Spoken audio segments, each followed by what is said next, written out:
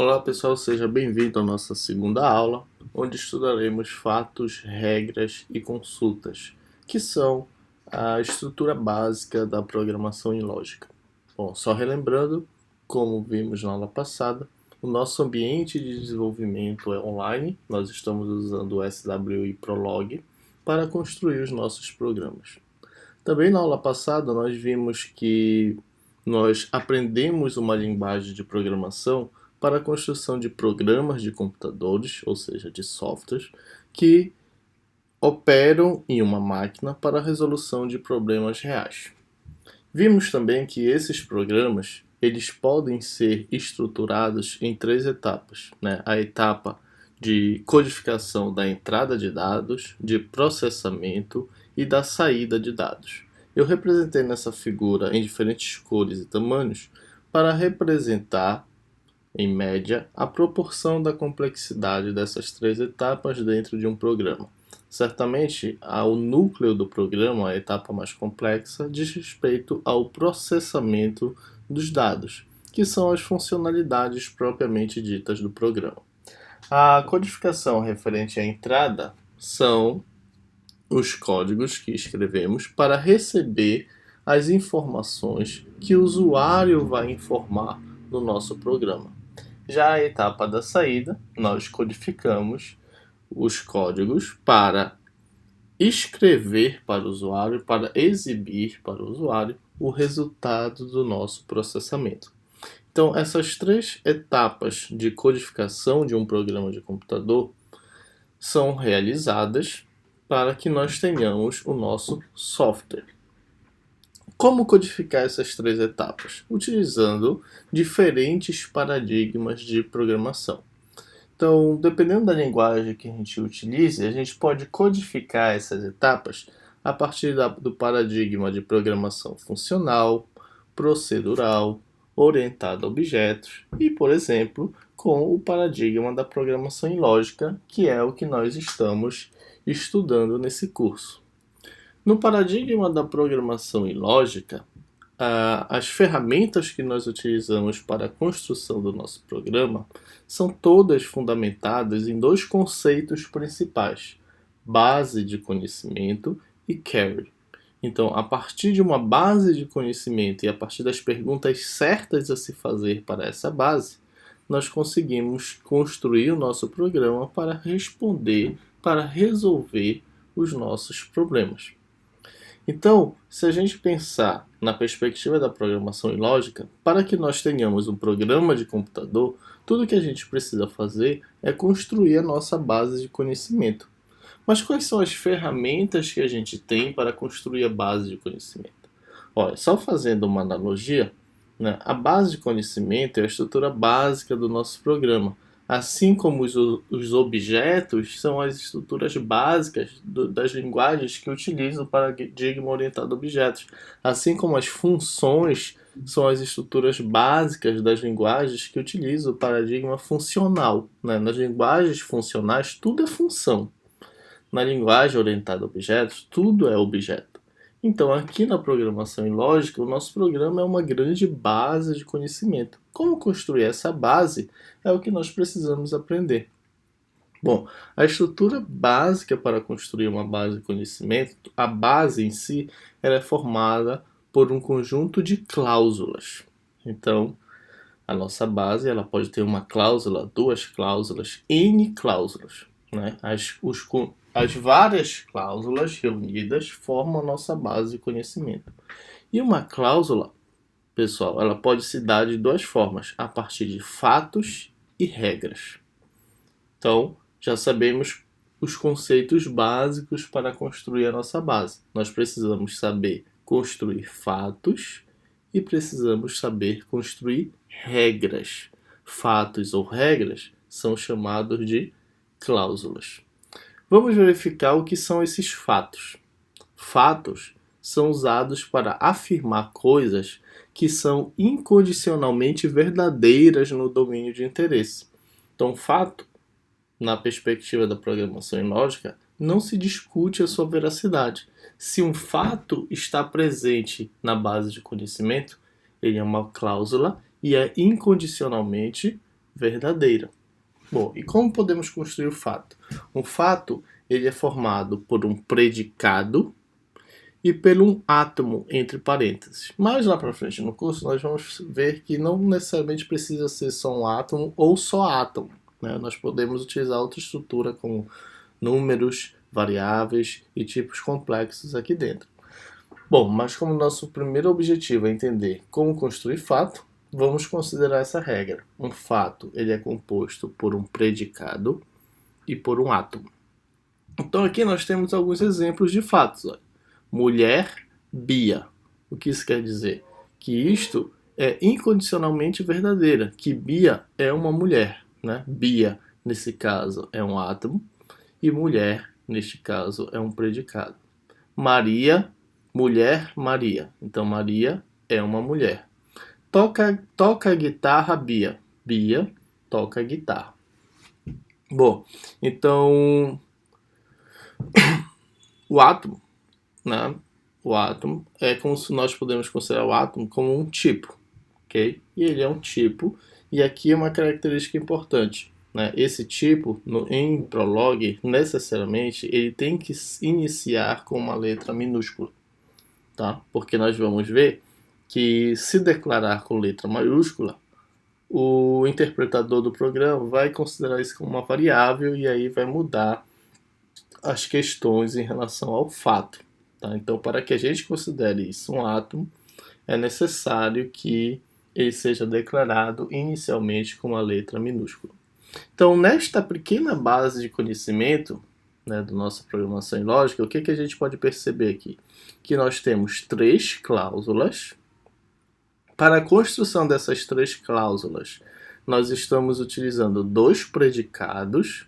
Quais são os predicados utilizados? Mulher e toca guitarra. E para a construção dessas cláusulas, nós estamos utilizando 2 átomos, Bia e Maria. Né? Bia se repete 2 vezes, assim como o predicado mulher se repete 2 vezes. No total, nós temos 3 cláusulas que utilizam 2 predicados diferentes, mulher e toca guitarra, e essas cláusulas utilizam 2 átomos diferentes, Bia e Maria. Okay? Vamos lá para o nosso ambiente de desenvolvimento e vamos representar, construir essa nossa base de conhecimento, que já é um programa, e perceber o que nós podemos fazer com ele. Né? Certamente, a partir de uma base de conhecimento, o que a gente pode fazer? A gente pode fazer buscas nesse programa para obter as respostas, as soluções do problema que nos interessa. Tá? Como esse é um programa, uma base de conhecimento bem simples, sem muitos recursos ainda, então a gente pode fazer algumas perguntas básicas sobre esses fatos que são incondicionalmente verdadeiros, mas já podemos fazer algumas perguntas importantes para saber a diferença de perguntas que podemos construir. Vamos verificar isso. Então eu vou abrir aqui o navegador, já tenho aqui o nosso ambiente de desenvolvimento e vou construir a minha base de conhecimento com aquelas 3 cláusulas, ok? Então vamos lá. Mulher, Bia. Importante, cada cláusula deve terminar com um ponto final. Mulher, Maria. Na base de conhecimento, a ordem das cláusulas, né, de mesmo predicado não são importantes. Toca guitarra, Bia.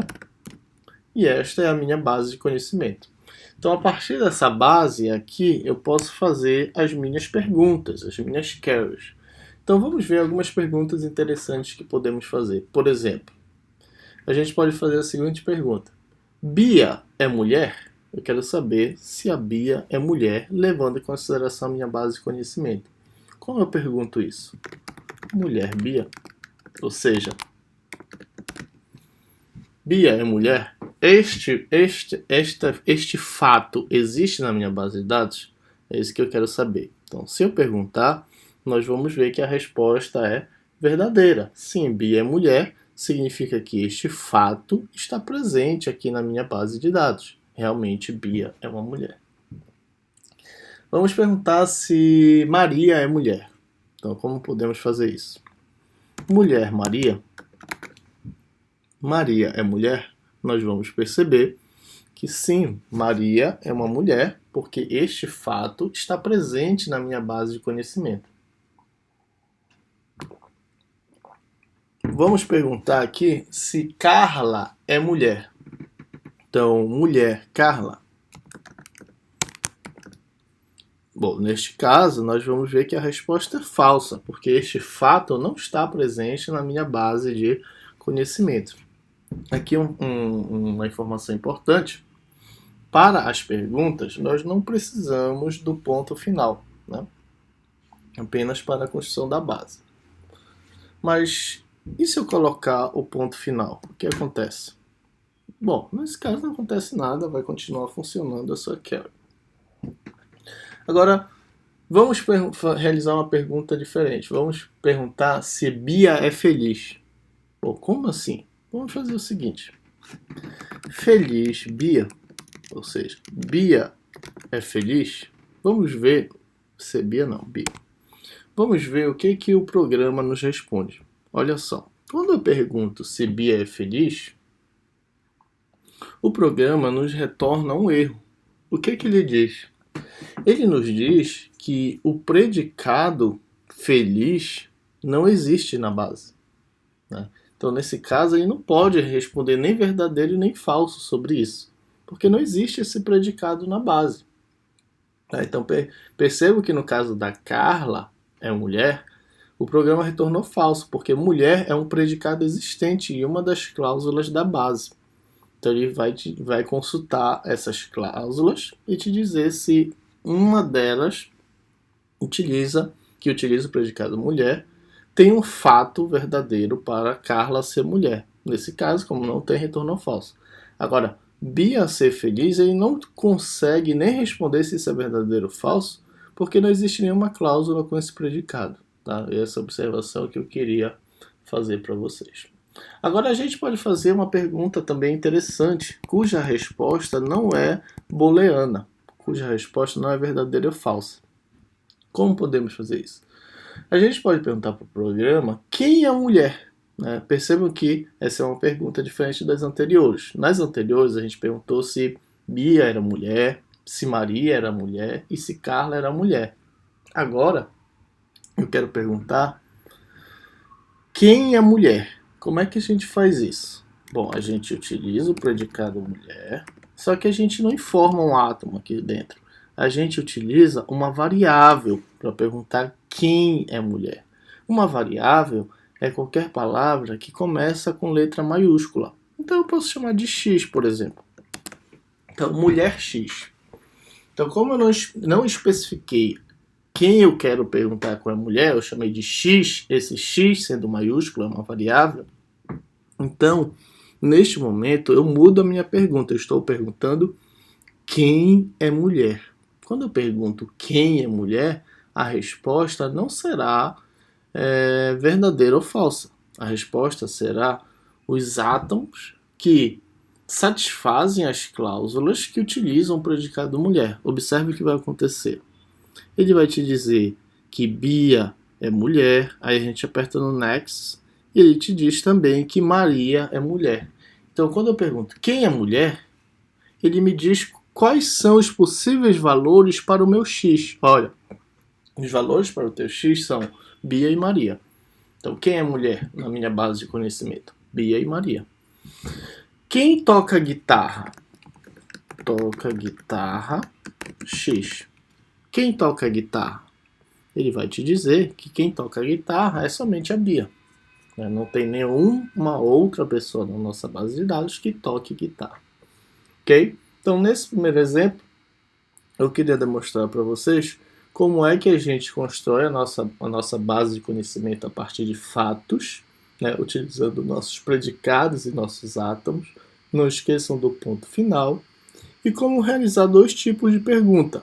A pergunta que retorna o booleano true ou false, né, utilizando os nossos átomos como parte da pergunta, e utilizando as variáveis como parte da pergunta, como por exemplo o X maiúsculo, para responder as perguntas na forma quem. Né? Quem é mulher, quem toca guitarra, quem é feliz. Então, nesse caso, a resposta não será true ou falso, e sim os átomos que satisfazem a pergunta que está sendo feita.